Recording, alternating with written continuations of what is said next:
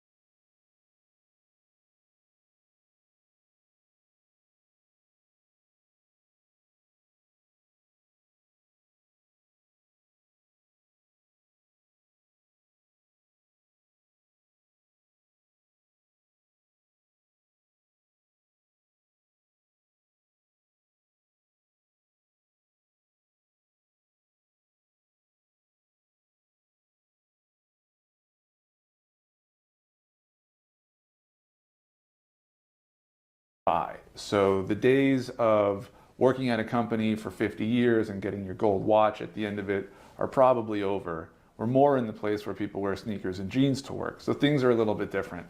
There are, however, some things that haven't changed. And we're going to talk about what are those characteristics that make a professional a great professional. So we're going to talk about all of that.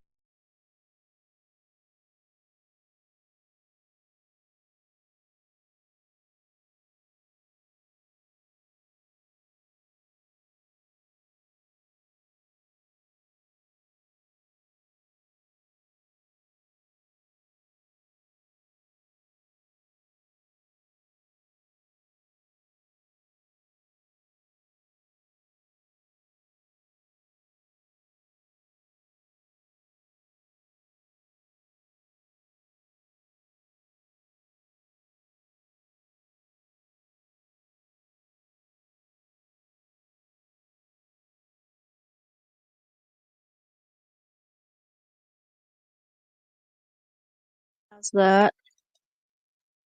High version. Hello. Hello. I don't know what the heck is going on. Oh, is this it?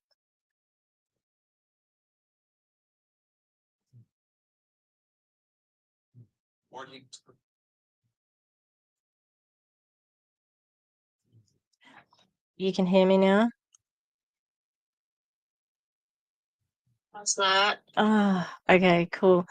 What the hell? I've had nothing but trouble today. I told a big story about Halloween. This is gonna make me be like succinct. Halloween's hot in Australia. My dogs were my flying monkeys. I was the Wicked Witch. That's this story. Okay, let's keep That today, and then we're going to get into how does a professional interact with their colleagues? How does a professional interact with their boss? And how does a professional interact with others in the movement? So as you find your way into a presidential administration, what are going to be the ways to set you up to be the absolute best professional that you can be? We're so blessed to have Caroline here to tell us just how she did it when it was her time to step up to the plate.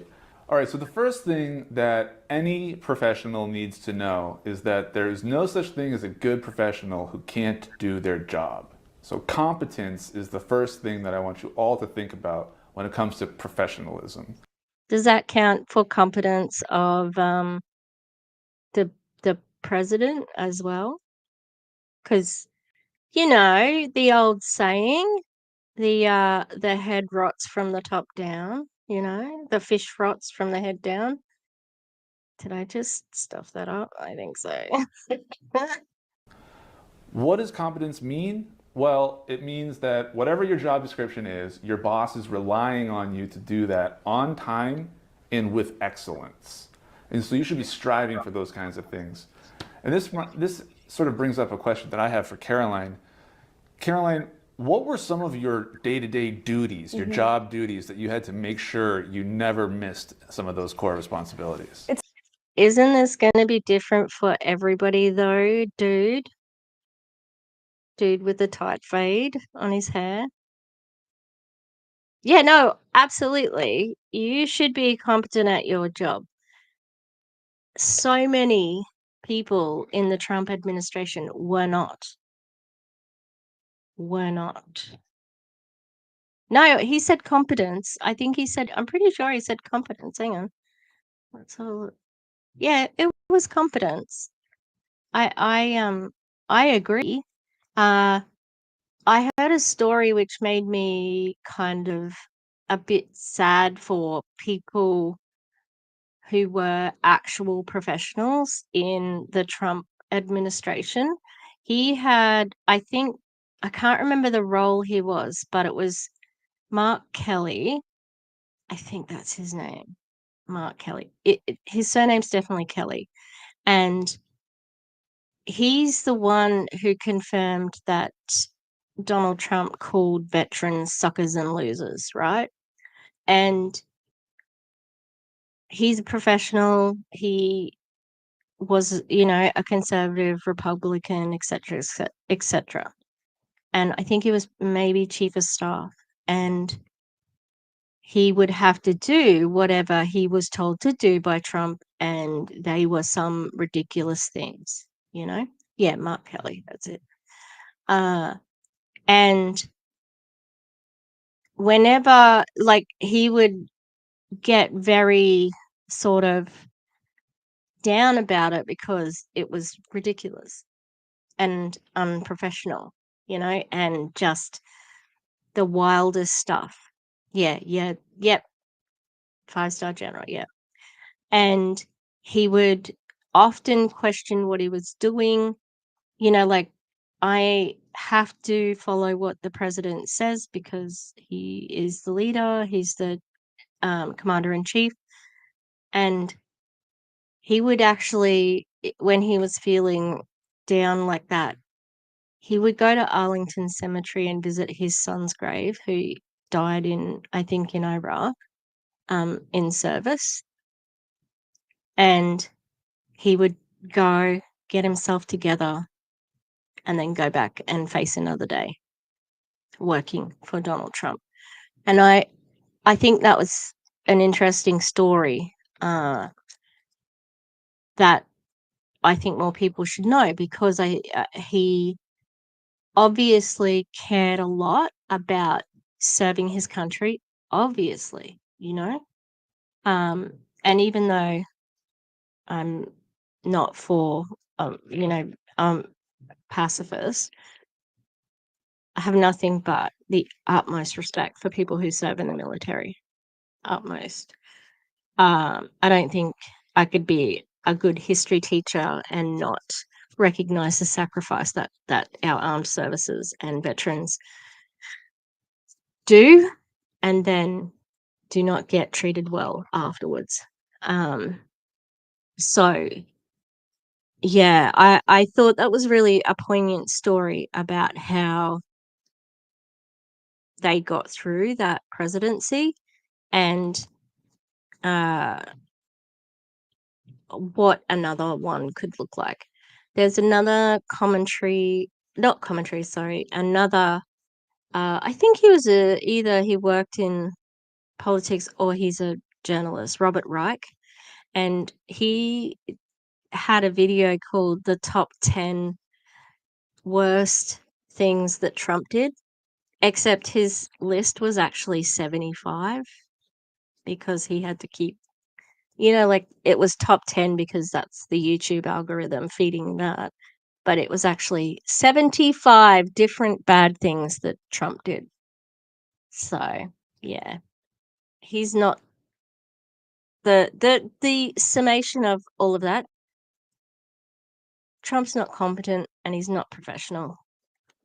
And relating to my first, the opening part of my stream that wasn't working, uh, the idea is for JD Vance to serve anyway. They want to get rid of Trump as soon as they can. It's a great question, and as a political appointee, you will get the books thrown at you on your first day on the job. And one of the characteristics on this slide as well is knowledge, and that's a very important characteristic to have. However, you have to understand, as your first day as a political appointee, regardless of which branch you serve in, which agency you work under, you're not going to know everything. You're not going to have all the knowledge, but competence is key. You have to be resourceful. Don't go to your boss, who is definitely going to be a lot busier than you are, and ask them questions that you could have the answers to yourself first. So that's a great piece of advice that I learned for. That's a good piece of advice for anyone in a job, I think. Now, the way they talk about each other in this, they talk about the political appointees, who are the ones who Trump appoints, like the president appoints, and then they call the rest staffers, right? Except the way that they say it is, hang on, is it staffers? Maybe it's different. But they're people who just work at the White House, like they're secretaries and whatever. And they say it almost like a slur, like, "Ooh, those people, we hate them." Careers, sorry. They call them the careers, not staffers. So people who are there as their career, and they say it like a slur. It's pretty bad.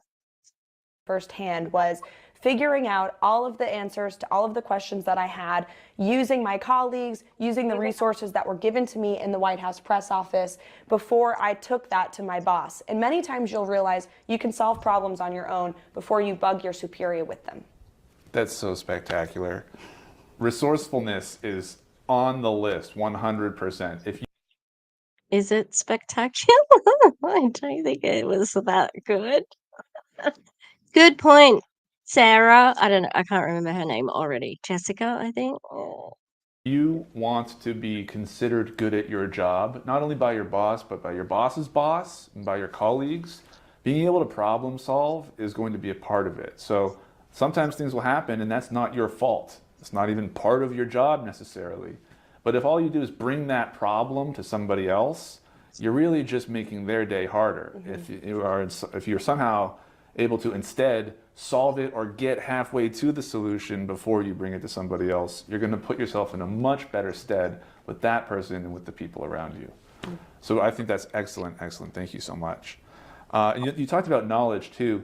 That is critical. So in addition to being good at your job, you want to be someone who knows answers, right? So there's what am I supposed to do? What am I getting paid to do? And then there's the background, the theory, as it were. And that's sort of like, if someone picks up the phone and calls my department with a question, not with a request, but just with a question, do I know how to answer it or how to steer them towards the person who knows how to answer it? Am I what we call a subject matter expert? Am I an expert? You should be an expert at your own job. That is a true professional. I think there's a few different types of knowledge too that I came to learn during my experience as a political appointee, particularly. And that's the other thing. Absolutely, William. Being a teacher is such a different experience because we have that day-to-day situation. Yes, absolutely.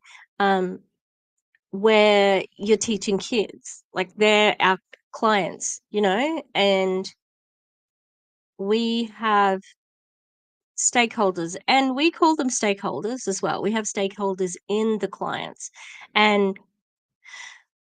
we have many stakeholders, and some of them are, not supporting you. So it's so difficult in that situation.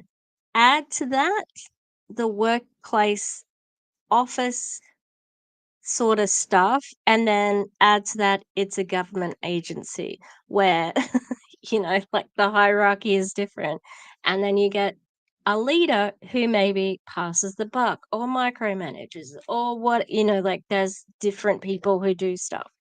The thing with this is that Trump appoints people who maybe are not like the best.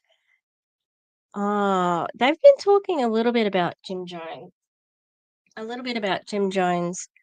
How he sort of like got, um, yeah, absolutely. So if I follow the boss's order to the letter, then I don't want to be thrown under the bus because of the orders followed.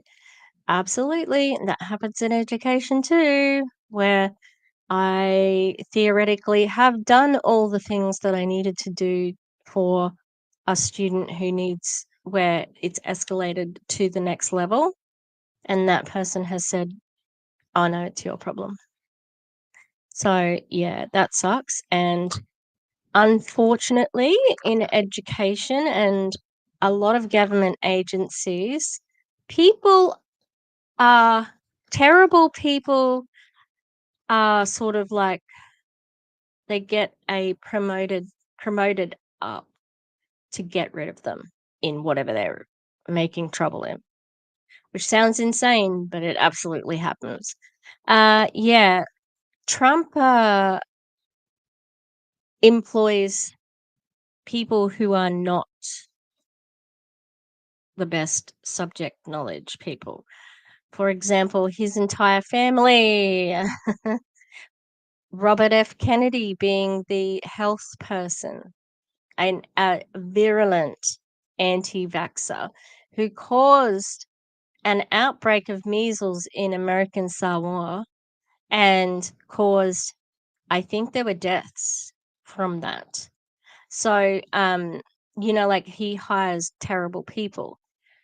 That's what Jim Jones did, the cult leader who had a mass suicide. Okay.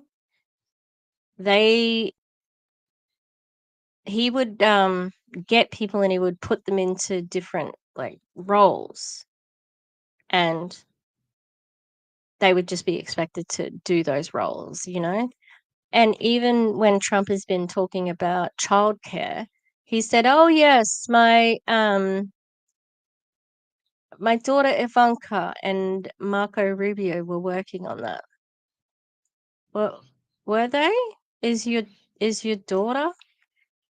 Because the childcare thing isn't just about like a mother could do it. There's economic aspects to childcare, because that's what people want, a cost covered. They don't really, you know. Or JD Vance wants people maybe who shouldn't be around children to be around children. You know how like they really care about drag queens and trans people and gay people being around children? Well, JD Vance was floating the idea of having less competencies to do childcare. Tell me again about how you care about the family and children. In the White House press office. There certainly is an institutional knowledge that comes with being a first-time political appointee, and you'll find that as you work weeks, months, and years in administration, you come to acquire that institutional knowledge over time. But knowledge that you can go and get is that day-to-day knowledge about your specific job. For me, as an assistant press secretary, that was reading up on the news of the day. It was part of my job to prepare the press secretary for her daily briefings in the White House podium, and I wanted to make sure that I knew the news as much, or if not better, than she did. So if she had a question, she could come to me and I would provide her an answer. So being well-read is a great way to acquire knowledge. You have the resources that you need at your fingertips in this digital age, so use them. And only if it's part of your job. Like you don't, if you don't need to know the news, like, is that an excuse to be scrolling on your phone? Possibly, you know. the most well-read person in the room is usually the one who's going to have an answer for their boss. That's such good feedback. Thank you. I couldn't agree more. And I really, really also appreciate your comment about institutional knowledge, specifically when you're heading into a place like a presidential administration where so many of the jobs are specific, they don't exist elsewhere. And so there's no way to know precisely how this has been done in the past except for to find someone who's done it, right? And so to understand, if I don't know the answer, who does? Like, to get to that answer, that's your job. And so finding that answer is critical. Either solve for it, know it ahead of time through your own research, or find the person who does know it. Yeah, one of the things that I did when I was hired in the White House press office and moved from another office in the White House was I wanted to know how previous press secretaries ran their office. And so I actually ordered books from Dana Perino, who was the White House press secretary under George Bush. She was only the second female press secretary to ever do it. I also read what Sarah Huckabee Sanders put out there in the media when she was the press secretary, so I could understand the challenges that they faced in that role, so I could Oh, did you read what Sarah Huckabee Sanders did? I cannot believe that Sarah Huckabee Sanders is a governor of Arkansas. Like, that is, she's awful. Like, why are all these? It's just, yeah, the boss always is allowed to be incompetent, and we know this from a Trump presidency anyway. And yeah, you look at who he's got around him at the moment. If he gets in, Elon Musk is going to be something. Well, JD, obviously. Who else? Laura Loomer, RFK. I imagine it probably is, you know.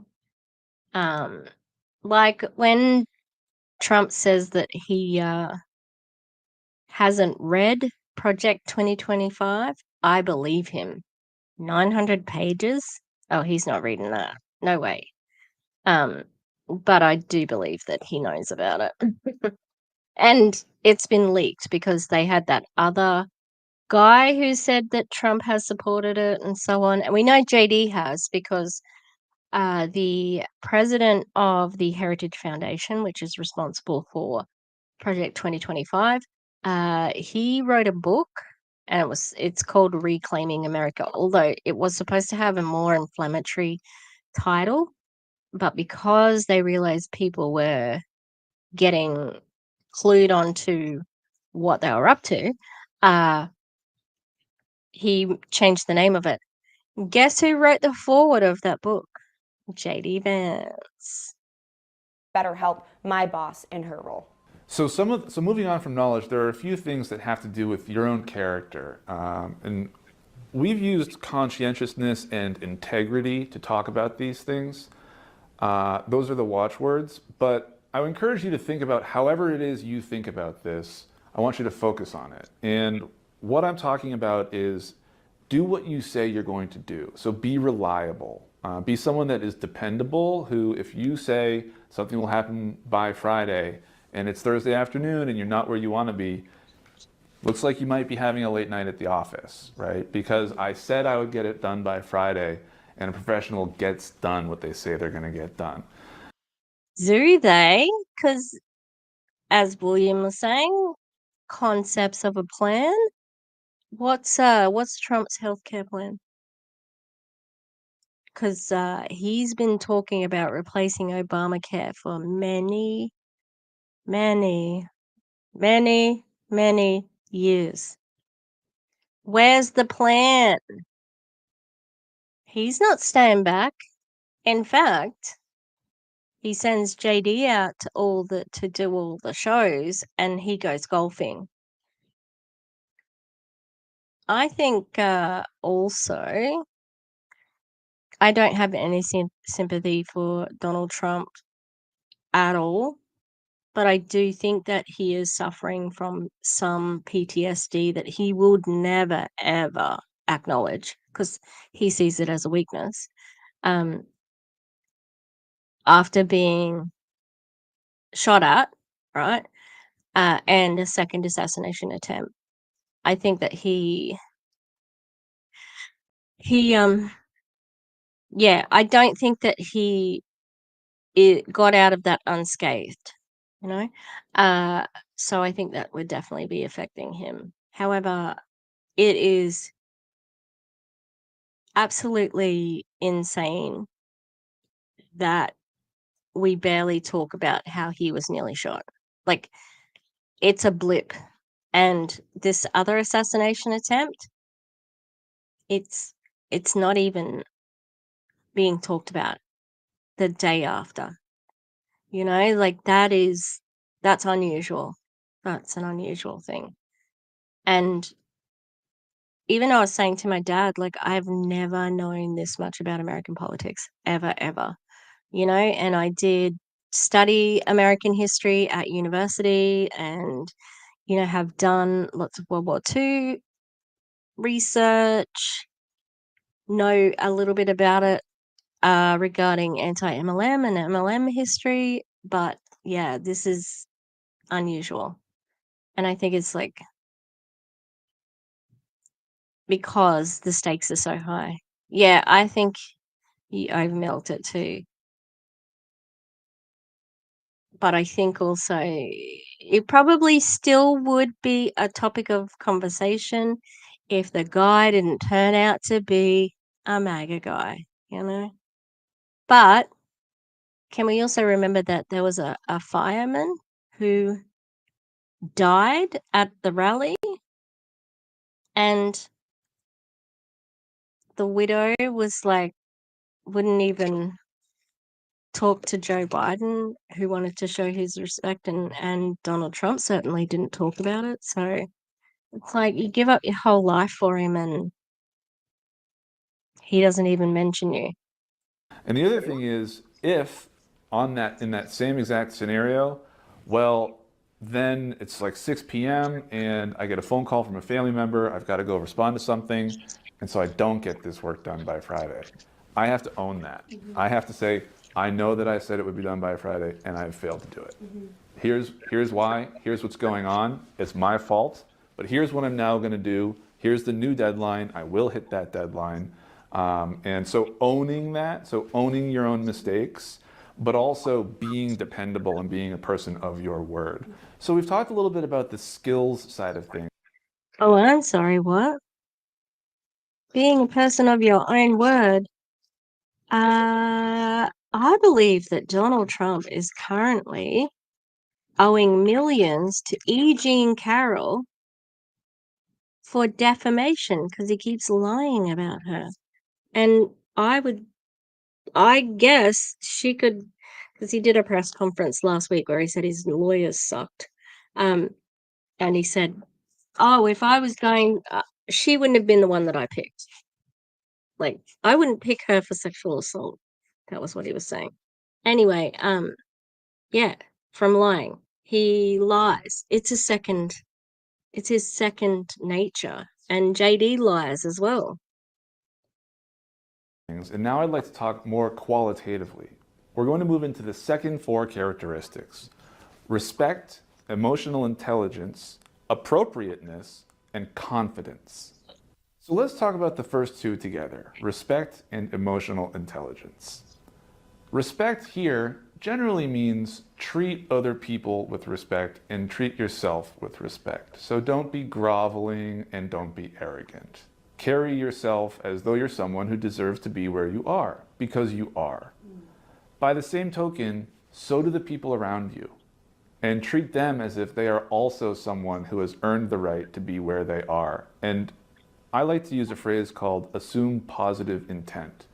So even when there might be a dispute among employees, assume that everybody has the best outcome in mind, but they might be in disagreement about how to reach it. So those are the first 2, and emotional intelligence is critical to understanding how to navigate those. So Caroline, do you have any thoughts on situations, the high stress environment, anything you can remember where assuming positive intent and treating other people with respect led to some good outcomes? Absolutely. There will be many a times where you are working in an administration. These are good tips for the general workplace, but it's so difficult to be seeing them like, you should do this, but your boss doesn't do this. He doesn't do that. And some of his direct underlings don't do it. Like Stephen Miller, who is a ghoul. He's an absolute ghoul. He would have been in the leadership of the Nazis. He's just grotesque. He was yelling at this journalist who was saying, where are the figures that you are using, that you are saying a statement that Caracas has less crime than America, and Stephen Miller didn't have any sources, so he just started yelling at the person, and Donald Trump doesn't understand the difference between seeking asylum from, like, as a refugee and an insane asylum, which is why he talks about Hannibal Lecter in his speeches, because he thinks that an insane asylum is the same as seeking asylum. And that's where, like, I can't remember where I saw it. It's like they just tell lies now, you know? Donald Trump saying millions of people are for third world countries are dropping people off at the border to come in. Like, why would people believe that? I cannot understand how anyone can believe it. But it's that story. I think I've seen a picture of it, and it's Rupert Murdoch in the middle with a pile of cookies, and he's saying to the working class white person, that person's trying to steal your cookies. He's got one, and the black person of color has nothing. And like, it's that scare tactic. I actually have all your cookies, but I'm going to make you afraid of the black person, because then you'll fight about that and I'll just get richer. And that's it. And there are very high pressure situations, in my experience working in the press briefing room, where the news cycle is ever changing. It's 24/7, and we would spend all morning from 7 a.m. to 1 p.m. briefing the press secretary, preparing her for the daily briefing, and then 5 minutes before the briefing call, major news breaks or the president would put out a statement, and it would really change the way that we knew we were going to be questioned by the White House press corps. Those were some of the most high-pressure moments of my life, knowing that the White House press corps was out there going to berate my boss on something that we had not covered throughout the day. And rather than get stressed out, Would they berate her unfounded, like just because they're cruel? Or would they berate her because your big boss, the president, had done something or said something crass about a world leader or something like that? I've seen the White House press secretary, I can't remember what her name is, but she's Haitian too. And they were talking about the Haitian person, like, so I thought that was good. But I've also seen her dismiss Palestine and Gaza and stuff like that, and that's shitty. I've actually got my little watermelon necklace here. I should wear this. I think I am going to. Oh, well, I am sort of wearing me watermelon. So although I can't, obviously, I cannot vote in the American election. If I could, I honestly don't know if I could vote for Harrison Walls because of Gaza. I watched a really good podcast last night. It's called Love It or Leave It. It's really funny, but it's political. And Jane Fonda was on it. And she said, we just have to vote for them. And then after that, organize pressure. And I thought that was good advice. I don't think a third party is gonna do it, which sucks. We're really lucky in Australia. We have a strong Greens party represented in our government, and they joined with the Liberals to overcome a House bill about which was going to not solve the rental crisis in Australia. And yeah, they've got a bit of voting power. So I think that the future is bright for Australian Greens. I don't know about American Greens, you know. The two-party system is obviously broken and terrible, but I think you're going to be able to put more. You won't be able to put any pressure on Trump. It's going to be a dictatorship. So yeah, and even Jane Fonda said her grandchildren are finding it hard to accept because of Gaza. So, you know, like it was saying it with knowledge of it's a bad situation all over, you know. Yeah.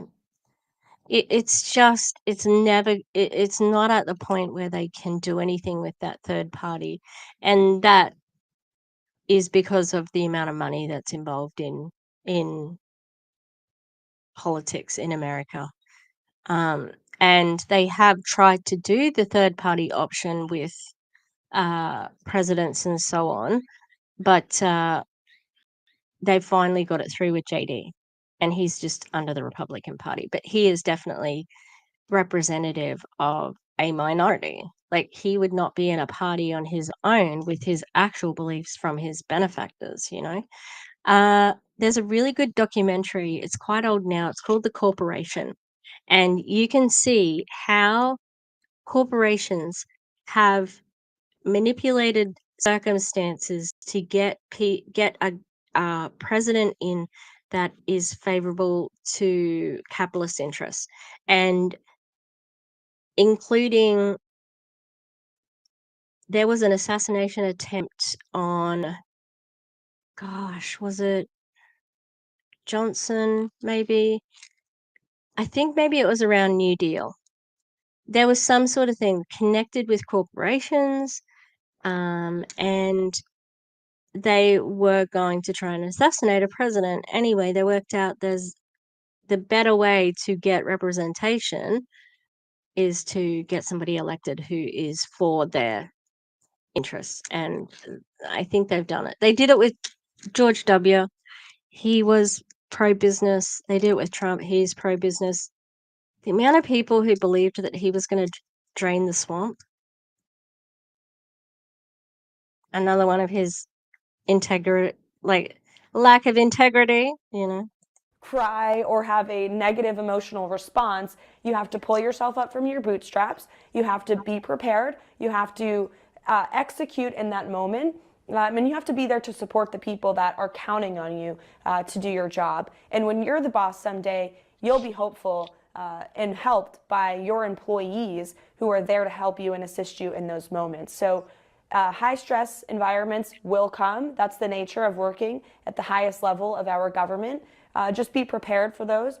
And if you fail to prepare for those moments, prepare to fail. That's why reading and those previous characteristics we talked about having knowledge and being well read, really come in handy in those very critical moments. Absolutely. Absolutely. And the emotional intelligence to keep a cool head and not let a bad situation get worse is so critical to being a respected colleague and so helpful to the overall movement and to the goals and what we're all here for. By the same token, we're also going to call your attention to confidence and appropriateness. So confidence kind of goes back to what we were talking about earlier, which is you deserve to be there. But you can either be, so this is a personality type thing. And some people take confidence and they take it to a place of arrogance. And other people maybe are confident in their ability, but maybe timid in a room. And they don't know how to interject in a conversation, even when it's appropriate that they do, because they can steer that conversation in a good way. So always remember, your voice is there to be heard. You are there to contribute, however, not to dominate necessarily. And so you do want to strike that balance, and this is something to be aware of and to focus on. Appropriateness is essentially the idea that when you're at work or when you're getting coffee before work or at a happy hour after work, you are with the people who you work with. And in the movement, at all kinds of events unrelated to your work, your day-to-day work life, you still want to carry yourself in such a way that your behavior towards people is appropriate and that you're there because of the movement and because of you want to engage with the people around you. Caroline, can you think of any times where maybe even in your own experience, you wish you would have said something, it would have been helpful, but you just kind of let the moment go by? Or on the positive side, a time when you were nervous about interjecting, but you did, and it was really to everyone's benefit? Yes, absolutely. Confidence is key. You have to have it or else you're going to fail. Know that you are here for this moment. You were hired for this position. You were chosen for this position. And that in itself qualifies you to be there. You're not going to know everything, as I said previously. It's so interesting that they say this because, what they're doing here is basically, they are trying to hire an entire group of people who are loyal to Trump. That's what Project 2025 is about. That's who these businesses. So I looked at the word business. Absolutely, yes, that's what it is. And it's like virtues, like you do a study, like a quiz, and it'd be like, what are your best working qualities, and it'd match you up with a career or whatever. Um oh crap, what was I just saying? um ah, I looked at the word business and my brain stopped working. So these are for a specific type of person, and their competency isn't as important as their loyalty to Trump. So it's just interesting that they are saying stuff like this, because if I was put into a role where I knew, and I was like going to be the QCIA coordinator, and in Australia, in Queensland, sorry, you can get, when you finish grade 12, you can get a Queensland Certificate of Education, or you can get a Queensland Certificate of Independent, QCIA, Independent Achievement, and that's for students who are not capable of getting a QCE, and they have specific goals. So depending on what the disability is of the student, you set goals. So if somebody with autism is on there, you might have some social goals. If somebody with like fine motor skills, they might not be doing, art, but they are doing some sort of computer work or whatever. Anyway, I was going to be the QCIA coordinator as a part of my job, but I looked at it and I'm like, ooh, I can't do this. And so I said, I don't have the knowledge to do this. And um had it brought up to me later that, like that was bad. And I'm like, did you want me to do the job and not know what I'm doing? Because that's a problem, you know? It's like, it's a strength to call out your weaknesses, you know? So it's just funny that they're saying all this, because I imagine that there would be a few people who are doing a job they are definitely not qualified for, because they love Trump. Blech. Sometimes you're going to have to fake it till you make it a little bit, but you should always be prepared and have knowledge. And to your specific question, there was a time in which I approached my boss with an idea that I thought would be helpful for our office and for our team. I was nervous to do so because it was a little out of the box thinking. It was a bit creative. I will give the example. The president had been calling upon the families of gun violence in inner cities in our nation. And I decided that it would be helpful that if we were going to name these victims in our press briefing, the president should send hand-signed letters to the families of those victims. It had nothing to really do with our press office, but I thought it would be a nice touch. The president and the press secretary ended up loving the idea. My former boss actually wrote about it in her book. And if I had not had the confidence in that moment to bring that idea to my boss and propose it for her, it never would have happened. Those families would have never received that joyous letter from the President of the United States. So if you have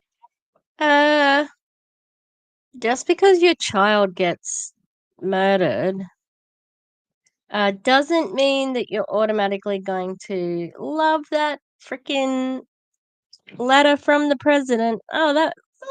This is great. Especially when they don't want to do anything about gun violence. Just saying, I would have thought that would happen anyway. I wouldn't have thought that would have been, and it's not that, like, this seems like a really obvious thing. So her boss took the yeah, that's it. That's what it sounds like. uh, it's just the amount that they want to kiss their own asses. Yeah, really? Did you send your condolences to somebody who was a victim of gun violence? Yeah, that's real good.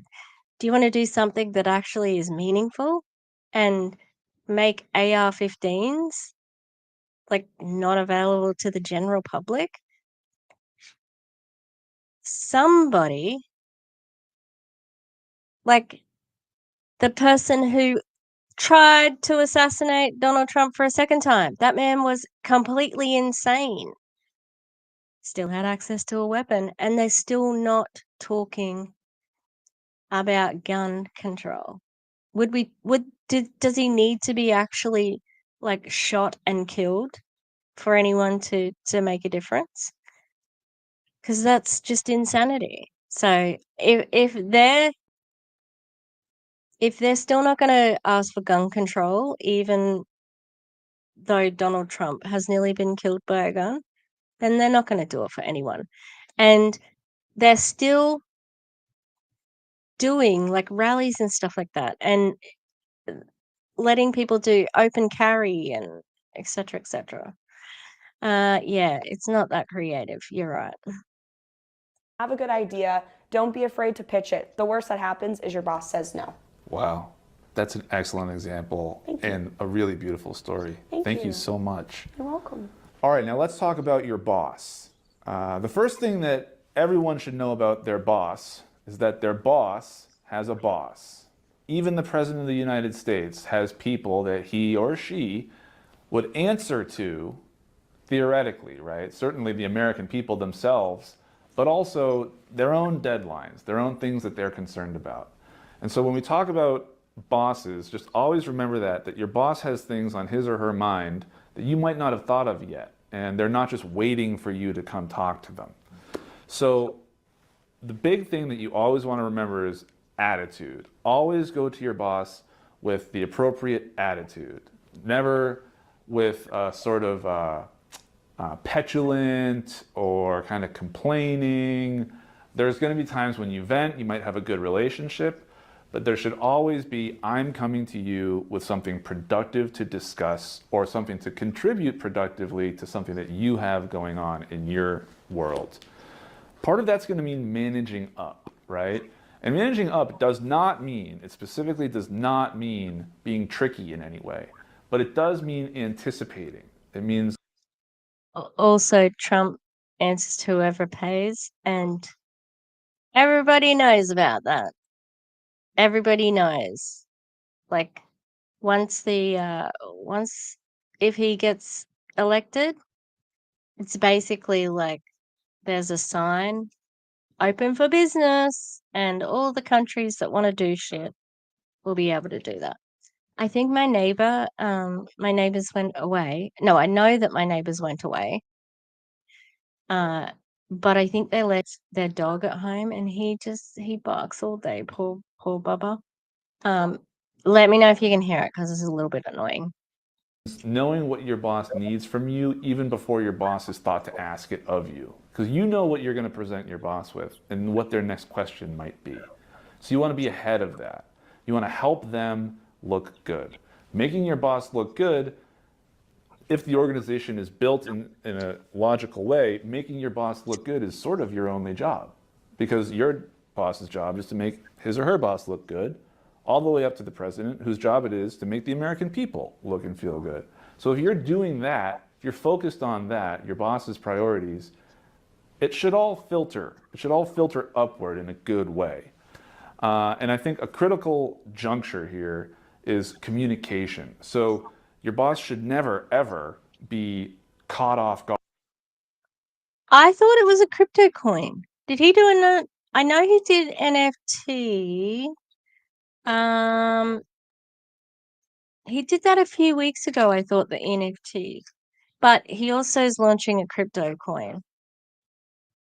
His supporters, I just feel like sometimes I feel sorry for them, but then sometimes I don't. Like, he's such a scammer. Like, he's such a scammer. He's about to do a pump and dump with cryptocurrency.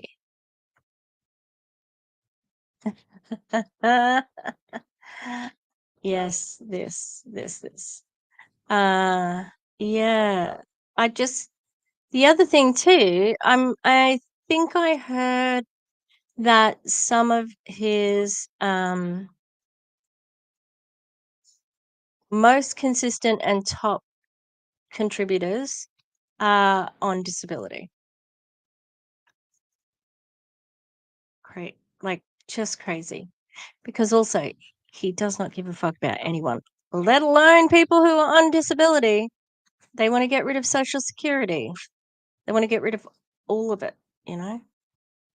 Please tell me if you can hear the dog as well. Guard by something you already know. So if you see something on the horizon and it could be an issue and you're working to solve it, let someone know if you really think you might not have it. But you don't want that to come to your boss's attention and have it be something that they've never heard about in their life. Meanwhile, you're already working on it. So everything that is about your boss, it all boils down to making your boss's life as easy as you possibly can is almost a direct equivalent to you being excellent at your job and being a good professional. Caroline, do you have any thoughts on how you may have, as a supervisor or for your supervisors, had any interactions that were just really, really great, or maybe some that you thought were good learning experiences? Yeah, definitely. First of all, your boss is not your friend, okay? So don't try to be friends with your boss. You work for your boss, and that's very important to remember too, especially in an administration. And also, don't pester your boss with things that are unnecessary to bring them to their attention. You should approach your boss when necessary, when there is information that, or when you have legitimate questions that, again, you have not already done your due diligence to figure out on your own. Having supervised folks myself in the administration and elsewhere in my career, I can tell you there is nothing more annoying than having people come to you with things that are completely unnecessary. You are not your boss's top priority. Your boss has their own job to do. You are there to support your boss. So don't try and play favorites. Don't try and be in their face all of the time. Show up every day, execute your job to be helpful to your boss, and I guarantee you, I know for a fact, they will remember you for being that worker who showed up on time, did what they had to do, didn't complain, didn't annoy them. And that's the best way to serve in your boss's good graces. Absolutely. That is so smart. I think Machiavelli said, I'd rather be feared than loved. I would rather be respected than loved in a professional setting. I would rather be known for doing. This guy is, I don't know if he's a Trump guy. Hang on, what did you say right at the beginning? He is careers coordinator at the Leadership Institute. Okay, I'm gonna look. He kind of doesn't sound like a Trumper, you know? I'm sure. Doing good work in a timely manner than for being so much fun around the office, right? Being my boss's favorite person to talk to. And part of that's a personality thing too. It goes into what we're going to talk about next, which is building relationships.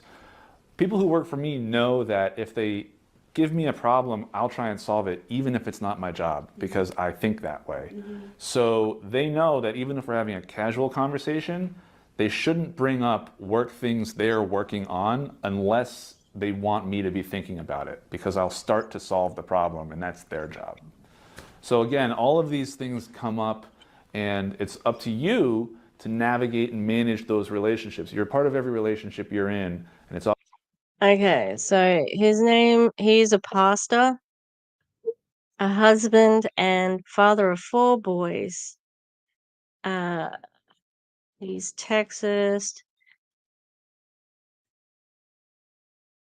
Trump promised to get interest rates down yesterday, and he's already delivering. How can he do that? He's not the president. Like, he didn't. Is that old? Oh, friend. Trump? Hang on, is that the right person? Oh, I think this is a different person. Oh, that's a different Chris Hayes. I'm like, I think it was a joke. I like this Chris Hayes though. I think Chris Hayes. Oh no, it was Lawrence. So on MSNBC, his name's Lawrence. He was talking about Amber. What's her surname? The young mother who trigger warning, death and miscarriage. The young woman who passed away because of being denied help after a miscarriage, and his name's Lawrence, and he was talking about it, and he started he was choked up and crying. It was really emotional. Yeah, but this guy, oh, that was the wrong Chris Hayes.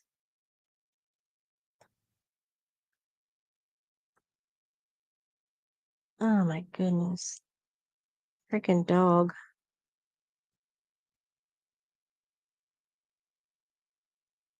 Um, he is a right-wing the Leadership Institute, that's what he is a part of, is a right-wing Virginia-based training organization for potential conservative political leaders. So he works on careers in that. Oh, they have a Riley Gaines Center. Riley Gaines was the swimmer who was crying about a trans woman being a swimmer, and she missed out on getting third because of it. And now she's like a right wing pundit. And they have a Riley Gaines Center. uh, so yeah, yeah, they supported that Trump, the election was stolen. Yeah, so he obviously is, but he just seems to be talking quite like you could watch this from anyone and not think it's about Trump, you know.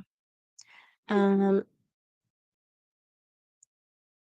yeah, it is usually the boss the company who hires and pays.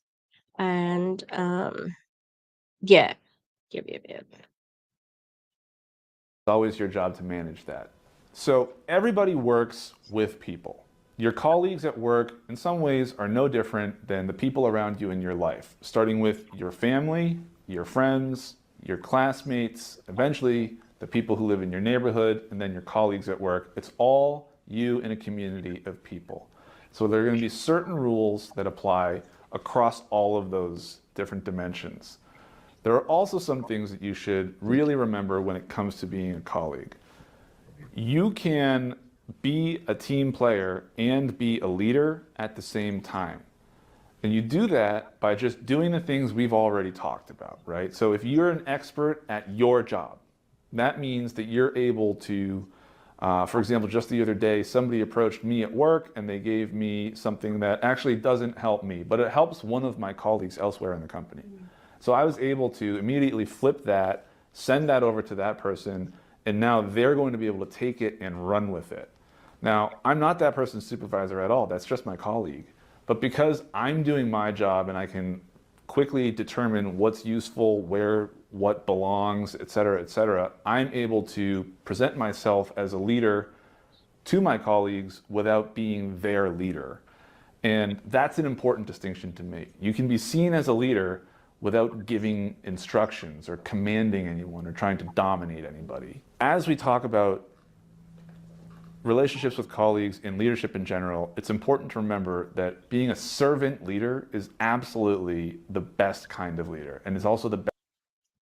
Oh no, he didn't say servant leader. Ding ding ding ding. That's alert, servant leader, servant leader. Um yeah, exactly. There's a really good trans athlete, Skylar, and he yeah, I know.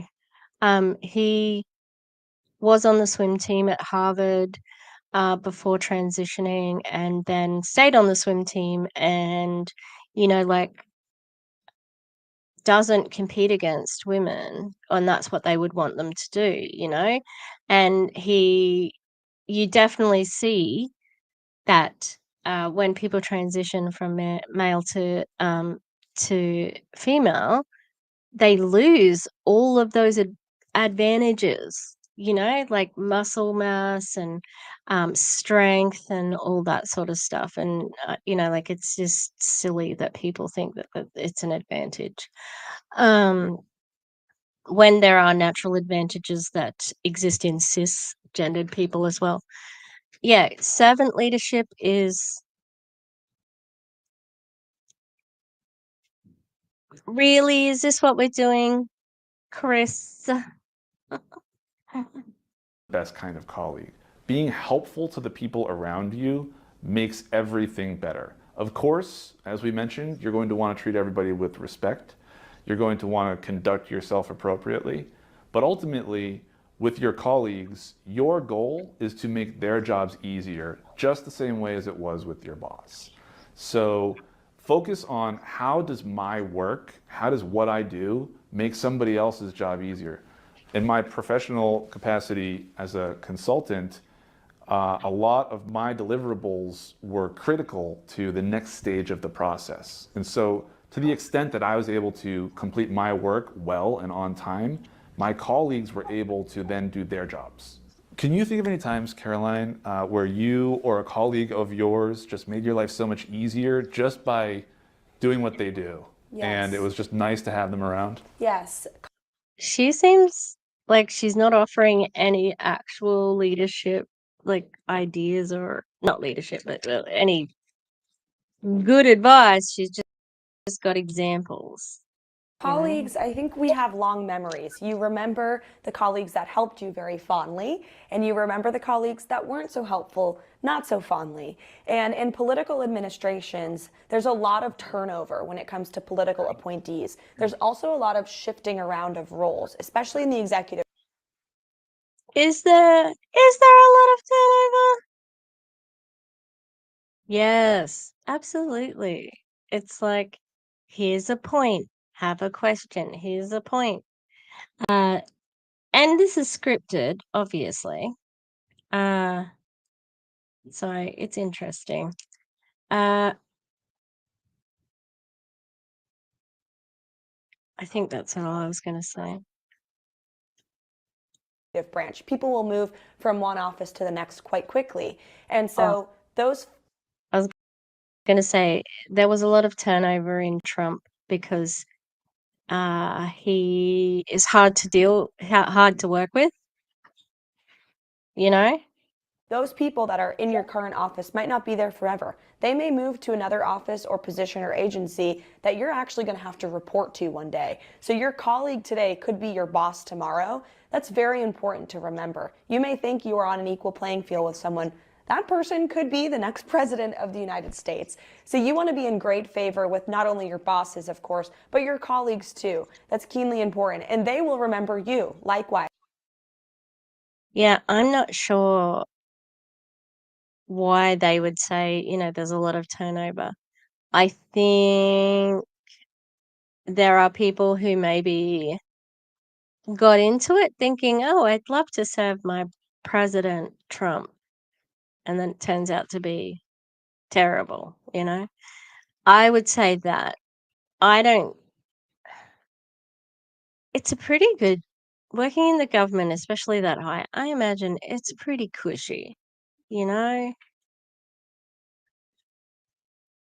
Just like you'll remember your colleagues that weren't so helpful to you, and you'll remember fondly those who were, they will think of you the same way. And in one way or another, your professional careers and paths will absolutely cross again, and you may need that person's help one day. And if you were a good colleague to them, chances are you'll get that help that you need. That's absolutely true. In my time at the Heritage Foundation, I had a number of colleagues.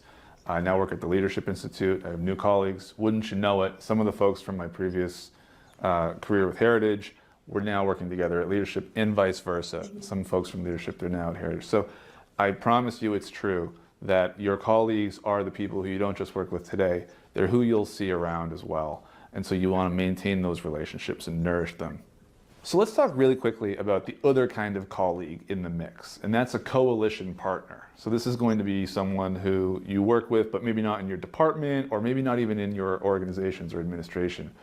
And I think a good example of this, which kind of ties us together, is Leadership Institute. We have a lot of guest lecturers, and so that's my colleague in a certain sense, and Kaylee McEnany is one of them. And so she's helped us out with a lot of great events that we've done in the past. And you know Kaylee as well. Yes. And that kind of makes us all coalition partners. Yeah, and the way that I came to Kayleigh McEnany's being on her team in the White House was through a former colleague of mine in the White House, but he was also sort of a coalition partner too, because he worked in an entirely different office, but our job descriptions commingled. We had to help each other out with projects, getting them across the finish line. And it came to a position where he became close to Kayleigh. I had heard she was bringing in a new team of press staff, and he put my resume on her desk. And that was someone, when I was just working with him, I was just there to do my job and execute at the time. I never imagined that he would be kind of that building block, that coalition partner, that link to getting me to the job of my dreams in the administration. And so anyone you come across, whether they work directly in your office, department, Assistant press secretary is your dream job. organization, or not, treat them with respect, do your job on time. They will remember that, and then they'll be willing to put their neck out for you and recommend you for a job later if that time comes. Absolutely, that's so true. There's nothing better than a sterling reference from a trusted source. And so remember that that reference could come from anywhere, and it's all going to be based on your level of professionalism and your ability to execute. That's an excellent story. Thank you so much. You're welcome. All right, so we've talked a little bit about colleagues and coalition partners and how to conduct yourself in your workspace. But let's talk, and bosses too, let's talk about when you're the boss. And so you're probably not the big boss unless you're the one person in the whole country who's the president of the United States. But you will be in a position of leadership, and you'll have a title and authority over the people who will be working for you or reporting to you. So how do you handle that professionally? What does a good boss look like? And what I'd like you to, the image I'd like you to have in your head is a duck on water, right? And so the water can be really turbulent, tempestuous. Oh, I don't think that they could have ever foreseen that we would be talking about ducks in a different context in this day. But the duck is floating on top, and the legs are if you've ever seen the little duck feet under the water, they're moving really fast, right? And so that's the image I want you to have in your head, because as a manager, there will be a million variables that your boss and your direct reports are all feeding to you at the same time. And it can be a lot. And so think about yourself under a stress situation. What's your personality, not when you're happy, but when you're under a lot of stress? Because that's what you'll be, that's the situation you'll be in.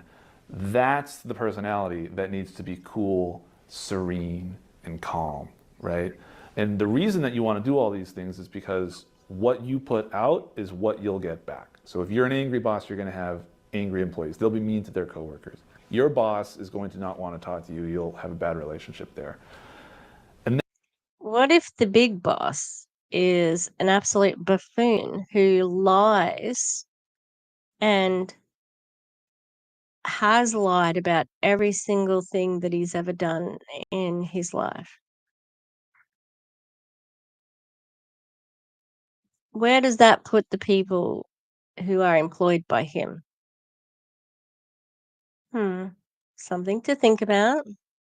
that's bad. So you want all of those things to not happen, and that means you stay calm. And so when you do that, you will become a champion for your department. You will be the best advocate for your direct reports. You will be the one who makes your boss look good. And your department will therefore look good to your boss and your boss's colleagues. Maybe they're at the VP level, depending on the organization you're in. If it's a presidential administration, they'll be higher up and they'll be in different conversations. And you'll look good in those conversations. So those are all things that as a boss you want to do. You want to champion your own department. And you want to remember that the work that comes out of your department reflects on you.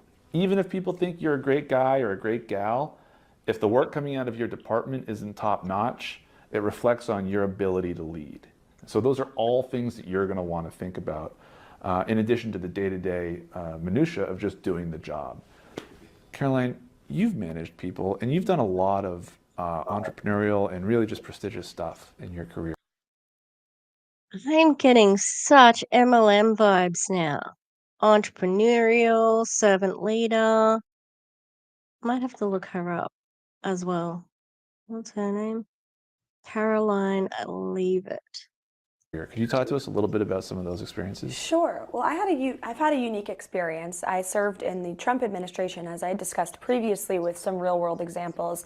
And post-Trump era, I moved over to Capitol Hill, and I was a staffer for a congresswoman, for a principal. I was a communications director, and I learned so much in that role about serving my boss and answering to her needs. And then when I became my own boss and ran for Congress myself, aspiring to be a congresswoman, I then had staff who reported to me. And I very much took everything I learned as a staffer serving that congressperson with me as a boss. I remembered things I liked and didn't like, tried to treat my staff with respect, tried to have a team camaraderie, and have each and every person understand, you have a job to do. Let's not get in each other's lanes. If we all execute our job, as the famous Bill Belichick. Also, she looks so young to have done all that. She's 27. Wow. Says, do your job and you will win the game. And I think that's very important when you are a boss, to encourage all of your employees and your staff to be their best selves, to understand they're in a position because they're an expert at that position, not to interfere with their colleagues. And if we all execute, we're all going to be happy together at the end of the day. I think that's fantastic. What better example of a great boss and a great employee than Bill Belichick and Tom Brady of the New England Patriots? Amen. Go Pats. All right, so today we've talked at a high level about some of the characteristics that you want to foster and nurture within yourself as a professional. We've talked about the changing nature of professionalism and some things that stay the same no matter what. We've talked about how to be a colleague, how to Definitely. interact with your boss, how to be a movement partner, and how to be a boss. So these are all the things that you're going to want to focus on in addition to just competence, which is critical. As we leave you today, I would invite you to think about these things and areas in your own professional toolkit where you feel like you could maybe grow a little bit, and find an outlet to do that, to grow in that direction. It might be getting involved at a community center, in your whatever your faith tradition is. You could volunteer at your local place of worship. There are a lot of ways to try and build your skill set so that you can hit the ground running in a situation like this. One of the resources that you could use is the Leadership Institute, where I work. What we do is we help train young professionals to take the next step in their career in the movement. That could be in digital, it could be in campaigns. What I do is professional services, so skills like this. But you should definitely look into the various things that we would make available to you to try and help you get where you need to be to serve your country. Caroline, do you have any parting thoughts for our audience? I sure do. Just know when you get into a presidential administration, when that day comes, it is really an honor to work for our federal government. Don't forget that your salary comes from the good, hardworking taxpayers across this country. Don't ever take a day for granted, and continue to move up the ladder. And remember, everyone you meet in the workplace will help you get to another place someday. So nurture your relationships, cherish the people you meet during this journey. It won't last forever. No administration does, of course. This is a democracy. So enjoy it while you have it, and it will certainly bring you to the next level in your professional career, whatever that may be. If you execute, if you have that confidence, if you're well-read, if you remain resourceful, and maintain those positive relationships. So best of luck. And if you need us as a resource, we are here to help.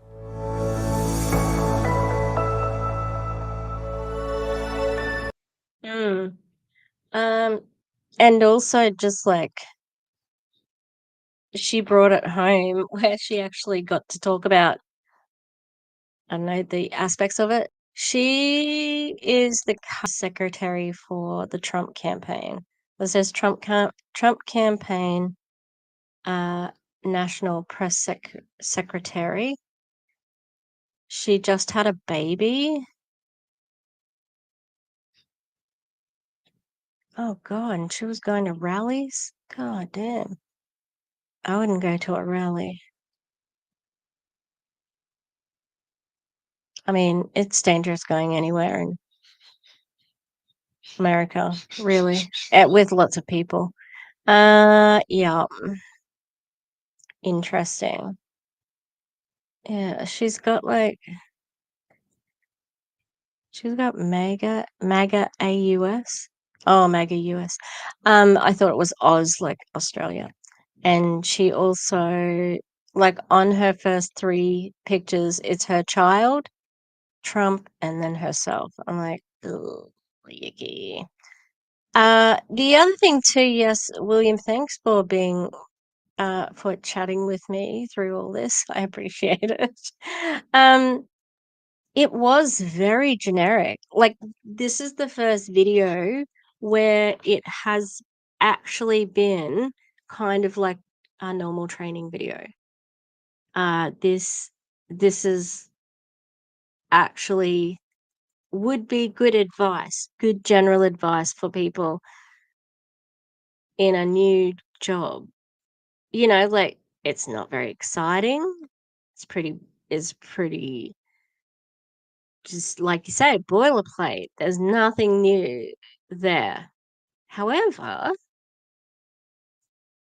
it's for Trump. Like, that the thing that is subversive about it is that Trump is the opposite to all of those things that they've listed.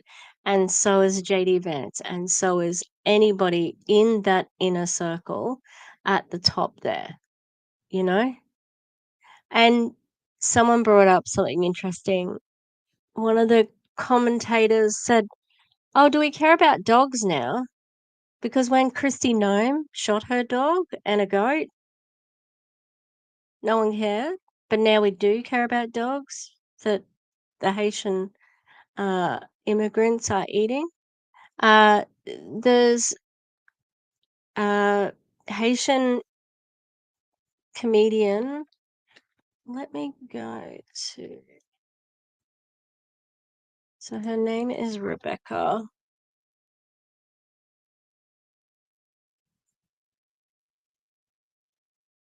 Azor.